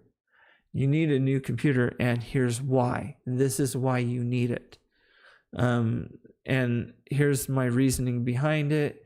And then if they agree to buy a new computer, don't oversell them on a computer. Get them what they need. You are the trusted advisor. So therefore, you should sell at what they need and what they're going to use it for. Don't upsell them. I mean, if you got a gamer that wants a gaming machine and they ask for a gaming machine, get them a gaming machine. Get them a high-end system. You know, if whatever fits their budget and whatever they're going to do with the system. But Granny on a computer playing, you know, solitaire and catching up with her friends through Facebook, because believe it or not, all grannies do Facebook nowadays. Okay, they don't need a system that's a i9 with 10 cores and 16 gigs of RAM. That granny might just be just fine with like a system, a low-end system like an i3 with maybe 4 gigs of RAM are the minimums for Windows. I think the minimums for Windows now is around 8 gigs. But something that just gets them by, because I mean they're using Facebook. Come on now. In that sense, he was more of a salesperson than a technician. Remember, it's just a $25 part, but 4 out of 10 companies suggest buying a new computer. But this isn't just about money. Your privacy's at stake. Repair techs have access to your private data, photos, emails, passwords. There's always a possibility of a technician seeing it.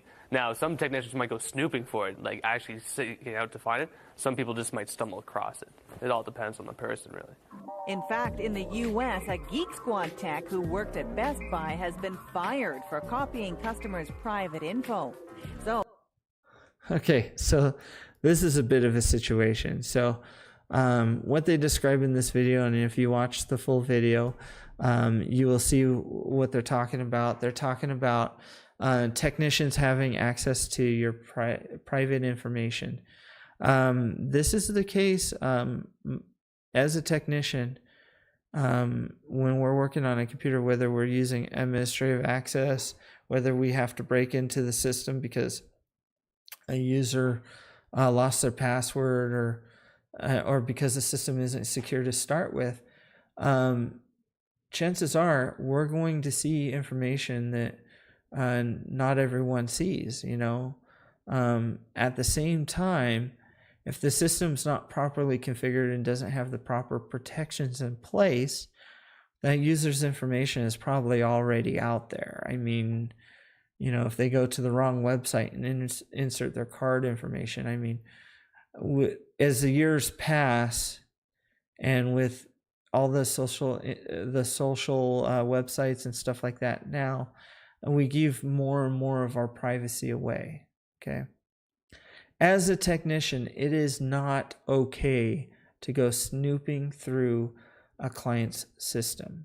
It's not okay. It's not okay to look for personal information. It's not okay to look up their pictures. It's not okay to copy their pictures for your personal collection. It's not okay. It's again a integrity issue. It's a, as I said earlier, again, I keep repeating it, integrity will make or break you in this industry. And so, and it also can have legal repercussions. Now, as a technician, you're going to have access to things that you're just going to have access to it. Like as an administrator, I have access to everything for the company I work for. I mean, I literally can, if I wanted to, find out information that I'm not supposed to see. Like I could do it, as well as anyone with that kind of access. The thing is my integrity prevents me from doing so. I don't go snooping just because I can. And if you're the type of person that goes snooping just because you can, you're in the wrong industry and you should get out, because you're going to get into trouble, or you just should not. You're not an advocate for a customer, and you should go away. You make our industry look terrible, and you're not welcome. I mean,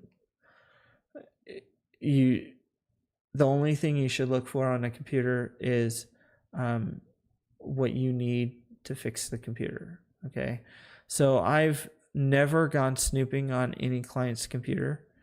I will do deep dives on a customer's computer, and this is only after I've repaired the computer multiple times.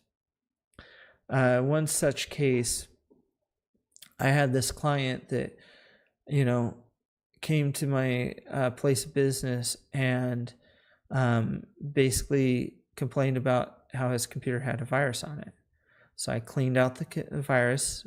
It was fortunately a virus that I could clean out and basically, quarantine everything, clean it with a few scans, and, use Malwarebytes, use Kaspersky, use a couple other scanners just to make sure it was clean.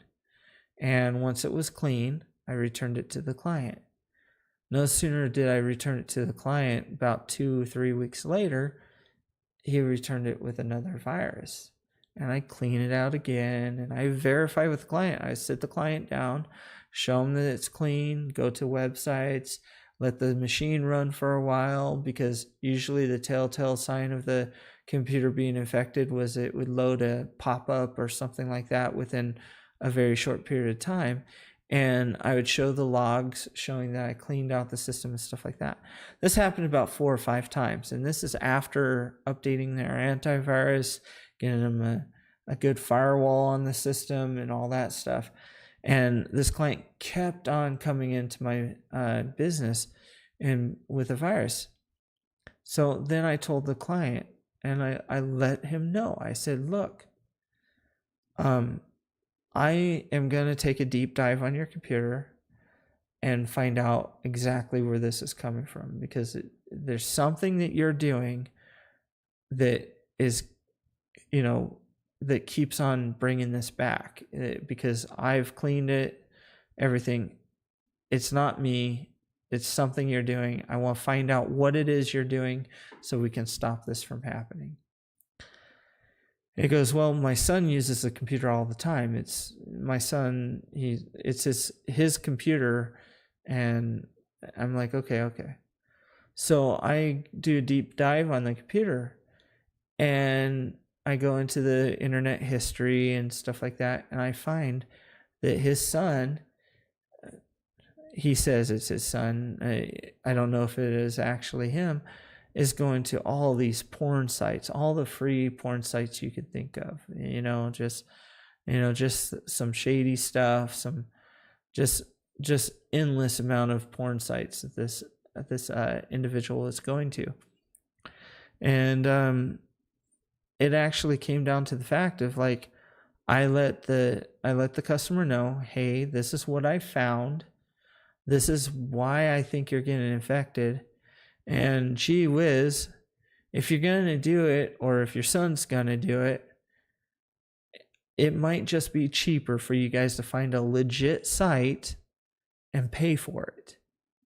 You know, it's cheaper for you to pay the $19.99 or whatever it is a month for a porn site than it is for you to keep coming back to me because you got a virus on your system.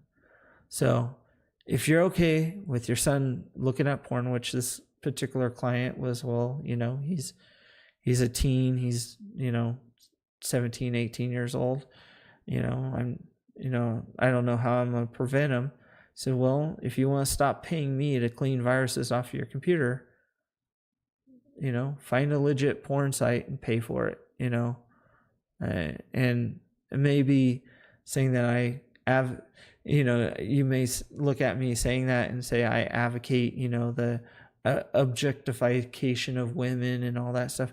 It's not the case. I mean, whether the client decides to do something like that or not is up to them, their own free will. I, as a trusted advisor of that client, was trying to provide a solution. Look, the kid's going to look up porn whether I offer a solution or not. You know, if it's something that helps my client save money, then I'm going to offer what I can offer as far as like a solution that keeps them from coming in my office all the time. I mean, I like the money, but I want a happy customer. It's not always about what I get in my pocket. It's about getting that customer happy and getting more customers that are willing to give me their money. So, and making it able for me to pay my employees, right? So, yeah, I've gone through situations like that. The other thing that I do as when I work on people's computers, and I don't secretly do it. I let the client know, and it's up to them whether I do it or not. I give them the option. But what I do is I use a piece of software called Paragon Disk Protection, okay, or Disk Tools. And what Paragon does is it makes an exact image of their hard drive. And you may be looking at me right now going, well, why do you need an exact image of the client's hard drive? Well, if I'm working on an issue and I think I may need to reload the computer, or it may be something that the client, you know, in the end doesn't want, I'll make an image of the computer because I can always go back to it. I can always, like, if the client's not happy and doesn't want to pay me, I can reload the computer to the time that they gave it to me. And like, here's your computer exactly the way you gave it to me. Because if you're not going to pay me, I'm not going to give you the computer back with the fixes that I've done, right? So that's one thing, right? The other thing is you know, what if it's an evasive action I have to take? What if in the process of cleaning out a virus or in the process of booting up the computer, it gets a ransomware on it and it actually encrypts all their files? I'm SOL, you know, especially if it's happened while the computer is in my possession, right? So as I described earlier, you know, companies offering backup services as a additional service that you charge for before you work on the computer. I don't do that. I'll offer it to the client. The client can either accept it or deny it. If they accept it, I just do it as a protection of myself and them. All right. So the hard drive that I use for that backup never gets connected to the internet, never gets connected to any computer connected to the internet. It is literally connected to a computer long enough to make the image, and then it's put into a safe. Okay. The image of their system is not named with their name. it is usually I do a barcode scan of their hard drive serial number, and that's how the image file is named. So it's the serial number of their hard drive. And so unless you actually have the physical hard drive, their physical hard drive, and you actually have my physical hard drive, and you can put the 2 and 2 together, you're not going to really know who that image belongs to. Not only that, the drive that image is kept on is encrypted with BitLocker, and it also you need a USB key and the hard drive together to actually get that thing open. Not only that, I timestamp everything. So if I make an image of a client's computer within the 30 days of them having their computer back, I delete that image. So I never keep an image longer than 30 days. I never restore an image unless it's on the client's actual hardware, or if I reloaded their operating system and I transferred their files for them from the image, and they're missing something, then they literally have to, I literally have to go either out to them or they have to come to me.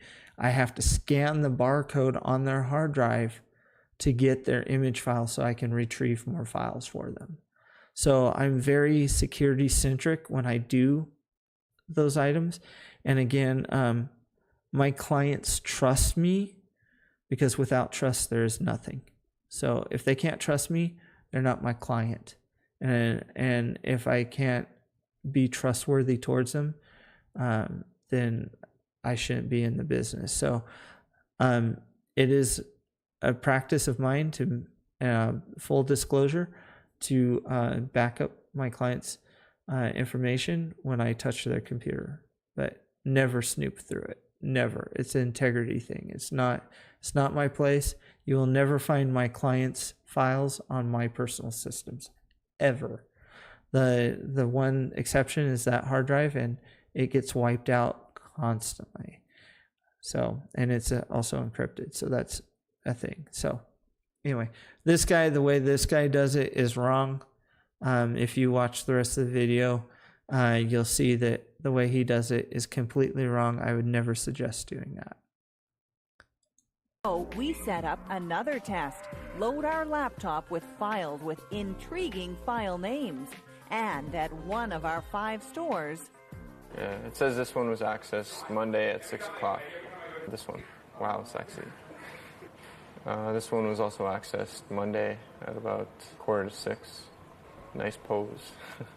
It looks like just 2 files may have been accessed according to the timestamps. That's just like, that's leaving the cookie jar open for like a little kid to go in to see it. Like, they're gonna be curious what it is. So, and then they'll probably have like a laugh about it or something like that. So, for me. Okay. With what I just said, if leaving the cookie jar open, you're just asking for it, is your train of thought, get out of this business.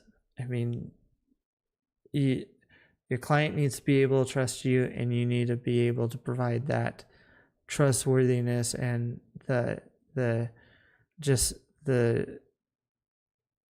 integrity at the level. I mean, it's a next level thing. You know, if you view a client's computer as a cookie jar, go away. For me, the standout being, like, I've seen viruses that actually do stuff like that, and I'd be like, well, let's see what these are. Like, these might just be images. These might actually be an issue here. So you would have opened them in the name of work? Exactly, yes. Out of 5 stores, 1 seems to have opened our files. The others removed the data from our hard drive, then reinstalled it, so we don't know where techies may have looked. We just threw a couple of interesting files up, but lots of us store banking information, tax returns. Stores have policies. They're supposed to erase any record of our info, but our insiders say... Okay, so again, this is fear-mongering. So even I know they show an example of Best Buy and Geek Squad doing this, but it's really fear mongering. Basically, I think a bad way to look at it. It's anyone worth their beans is not going to mess with your personal information, because if it's found that they did, I mean, just look at Target, again, the data breach they had as far as credit card numbers.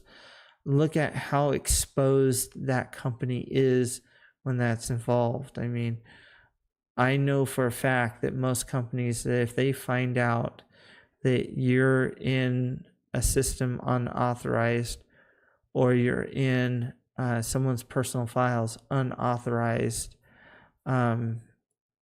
you're summarily let go. That you are let go like right away, because that's a level of liability that nobody wants.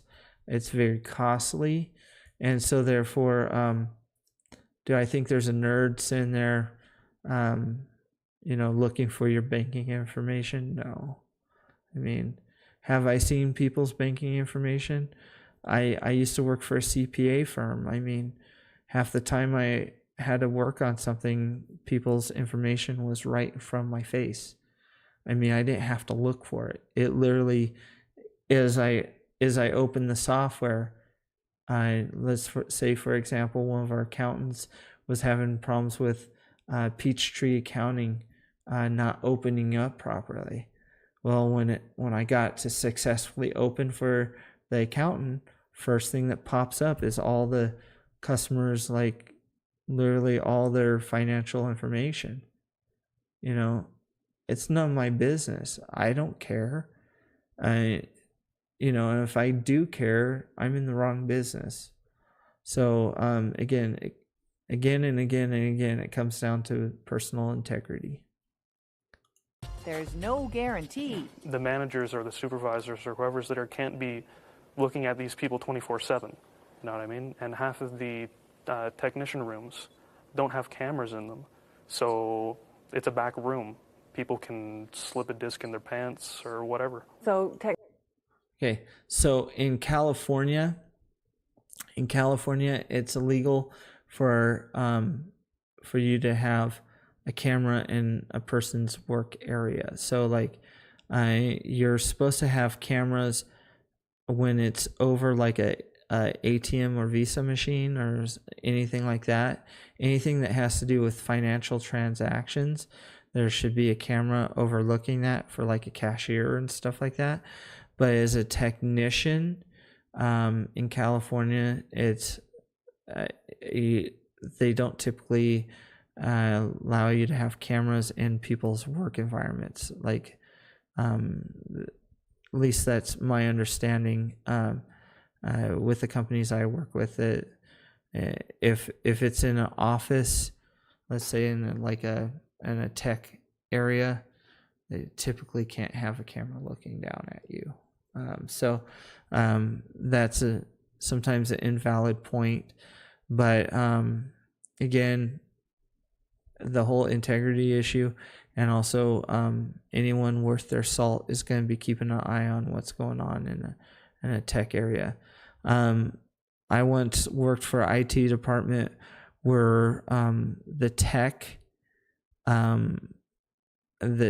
that worked there, if he found music on someone's computer, he would copy the music. And as soon as I caught wind of it, this wasn't a company I owned, it was a company I worked for. As soon as I caught wind of it, my manager let him know of the situation, which makes me a narc. I know, I don't care. But I let them know of the situation, and that employee was let go. So if you work for a company that has any salt whatsoever, that stuff just does not fly. So again, never take any information off anyone's computer. It's a whole integrity thing. So there we go. Technicians might actually go through our personal information and make their own copies? I knew a guy who would keep a collection of everyone's porn that he found on their computers. Don't think he ever looked at it. He just kept it for fun to see how much he'd have. Uh-huh. A technician who would take this off customers' computers. Whether it was price, sales tactics, diagnosis, or service, not one of our 10 home repair techs gets a perfect score. Only 30% figure out the problem. Our Humber team can't believe it. I thought that the percentages would be higher. 30% is pretty low. That's very discouraging. I was thinking probably 60%. I expected it to go almost the opposite the way it did. I figured the hardware problem would be easier to diagnose than it actually was. The three companies who get it right, Computer Doctor, Computer Doctors, and Dr. Dave.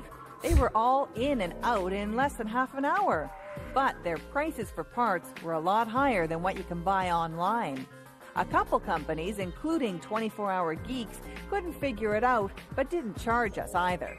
It's good that they didn't charge you since they didn't do anything. The biggest...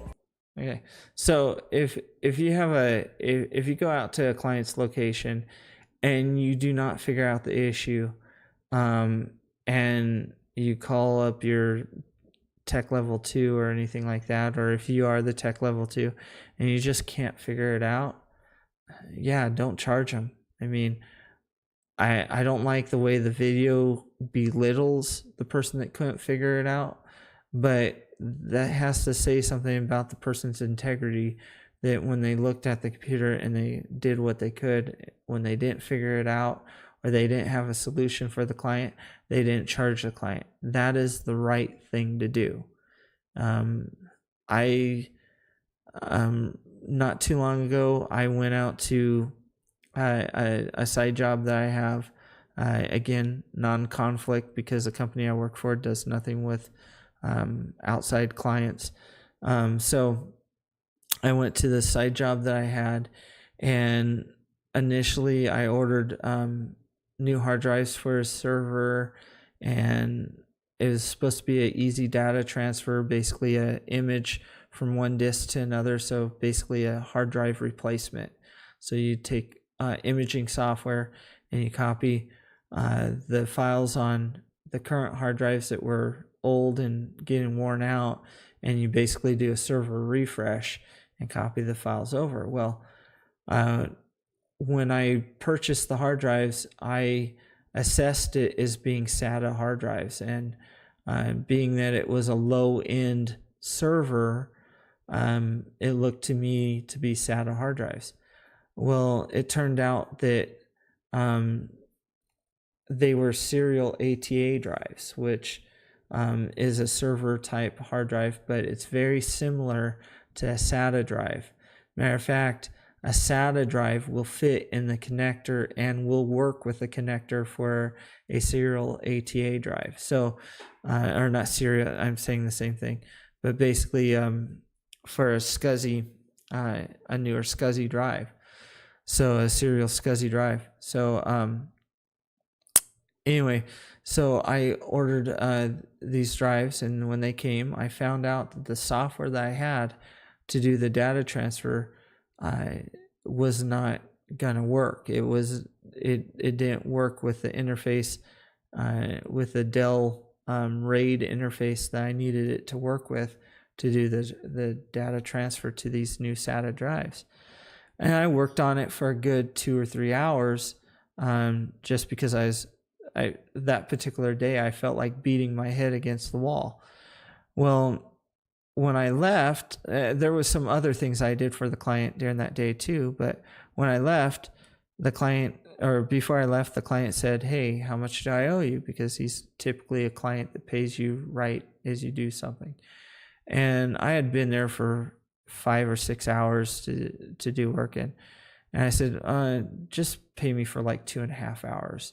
And he goes, "Well, you were here longer." And I said, "Well, you know what? All honesty, don't pay me at all." And he goes, "What?" And I said, "Well, here's what happened. I know I did some other stuff for you. Let's just not worry about it, because I'm going to have to come back out. I got the wrong software. I made a mistake. So I was honest with the client. He's still a happy client to this day. He still calls me to this day. I have made my share of good money doing the right thing for that client. So it pays to be honest. There's going to be times where you think you're prepared for something, that you got it taken care of, and you make a mistake. The best thing you can do is own up to that mistake. The best thing you can do is service the client the best way you possibly can. And sometimes you got to take a knock. And in that case, I took a knock, but a week later, I went back to that client, did what I said I could do. I had updated version of the software, did exactly what I could say. I did exactly what I said I could do. And that client was extremely happy. And, hey, that's what it takes. So if you don't know what you're doing, or if you make a mistake, own up to it and be honest with your client. I mean, that is the overall gist of this whole critique over this video. So Hi. How you doing? Good. But in all our testing, in stores and back at our loft, one techie performed poorly in every way: service, diagnosis, price, and privacy. His company? Nerds on site, yeah. I'm not sure where to start with these guys. Basically, they had it wrong from the beginning. Remember him? He shows up an hour late and seems to think our hard drive could be shot. Did you hear the hard drive making different sounds? What do you mean? Like the... Before it blew? Okay, so the end of this video basically is them, going deeper into this guy. If you watch the video, which I have linked in the description of this video, you'll see that this gentleman basically just, I told you in an earlier clip that he just basically just ruins the whole thing. He's your ideal worst tech ever. And, he overcharges, he copies personal information to his laptop, doesn't delete it, says that he'll do it, doesn't do it in front of the customer, which even the reporter is dumb in this, because even if you delete something in front of the customer, it could be in the recycle bin, or it could be retrieved through, file recovery software. The only way to truly delete a file is to DOD wipe the hard drive. So there's aspects of this report that it's just comical, in my opinion. But the thing is the one thing I wanted to point out here with this particular individual is they say he did everything wrong, from the service to the customer service to the showing up an hour late to da-da-da-da-da. The one thing I'm going to talk about is lateness. Now, as a technician, you will typically have a schedule, and there's some companies that handle this a little differently. Some of them treat it like a cable schedule. Like you call the cable company, the cable company will give you a window of time, like from, our technician will be out to your location from 8, in between 8 o'clock and 11 o'clock. Please be home so that when the technician comes out, yada, yada, yada, whatever. If you give a specific time, you definitely want to try to be there on time. If you give a window of time, you definitely want to make that window of time. There's factors that come into play. Being a technician that visits someone's place of business or home, typically there are factors that come into play, such as drive time and traffic and things like that. So sometimes it's out of your control, but again, be informative with your client. Let your client know what's going on. There's been times where I've had to bump clients either later into the day or even the next day because I had an emergency pop up with another client where they were completely down, and maybe this other client, they were having issues, but they were still functional. So, the issue was a pain point for them that they had, but this other client, I had, they were completely down, no business was being had, they had to get back up. For that emergency service, yeah, I charge extra for that because everyone does. And there's a level of urgency and you have to bump the clients and all that stuff to do it.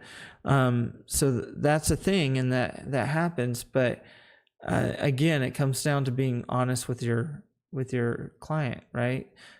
Calling the client and letting the client know what's going on. I mean, you don't call the client and say, well, I have client, ABC over here, and they're more important than you are. But, be honest with them. You don't say the other client's name, but you tell them, hey, I have this client, they're completely down. I'm being called to that because it's a Sev 1 situation. Can you hold for a little bit? Can I schedule another time? Hey, if I have to, I can come after hours to your location. Whatever you have to do. Be very accommodating to that client.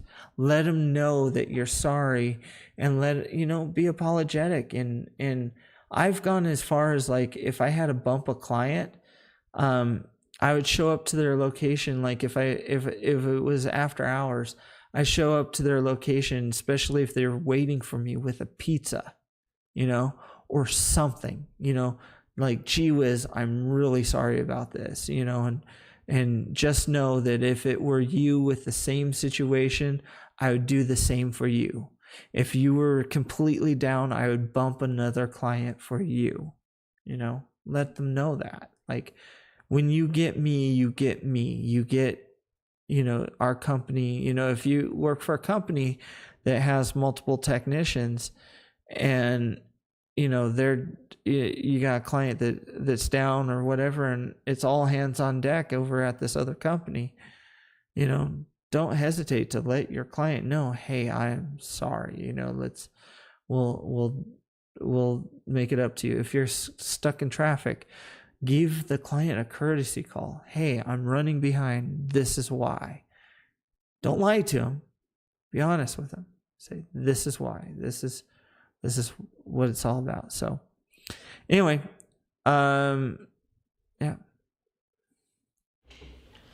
So as you've seen in this video that has possibly ran a little bit longer than I wanted to, and a little bit more wordy than I wanted, the rest of the video, if you watch it, again, the link is in the description of this video, regarding being able to watch Being Scammed by Nerds, right? So the rest of the video, they talk about, how this last guy really messed up, and they talk to his employer and ask if that's standard operating procedure and stuff like that, and basically what the company did to resolve it. Basically, they did nothing, kind of thing. So there's a lot of that, but I find this video is very good for kind of getting an idea of what outside world thinks of techs a lot of times. I like to debunk some of those issues, and hopefully I have.